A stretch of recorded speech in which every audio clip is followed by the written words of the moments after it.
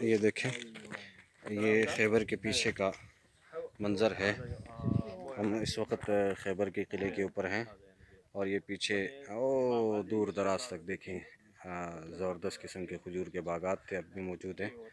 और ये यहाँ पर भी देखें, करीब खैबर के पीछे ये बाग मौजूद हैं खजूर के। मैं यहाँ दीवार के ऊपर खड़ा हूँ और ये आपको मंज़र दिखा रहा हूँ। और ये सामने किला है और ये किले की दीवार है जो जा रही है। बड़ी दीवार हुआ करती थी।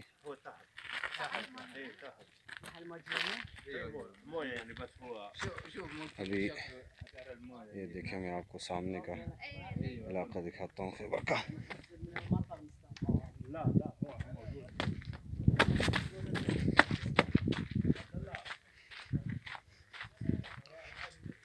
ये किले का कोना है और यहाँ पर हिफाजत के लिए एक छोटा सा कमरा और यहाँ से तीरंदाजी हुआ करती थी।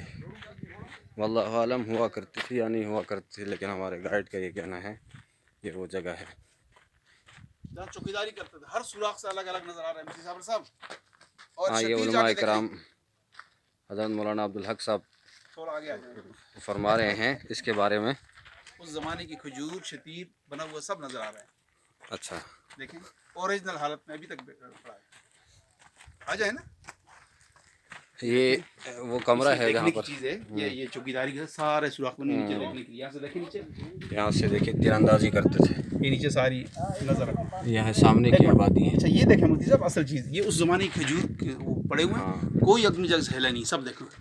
ऊपर दिखाएं छत, ये छत है। शतीर दिखाएं कैसे, ये वाले खासियत दिखाएं ना। देखें, ये उस ज़माने का लगा हुआ है अभी तक बिल्कुल उसके देखे उसके पत्ते वगैरह और उसकी डंडियाँ चारों तरफ सुराख है। और उधर सारा जो है बाग है।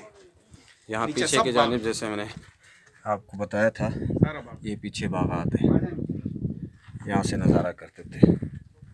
उसे आपने वो देखी चक्की? हाँ नहीं, आ जाओ, इसको बोला आपको चक्की दिखा दो सामने। ये देखिए सामने की आबादी है, किले के सामने की। अभी तक के वो इमारतें और वो मकानात मौजूद हैं। दूर दूर तक खजूर के बागात हैं।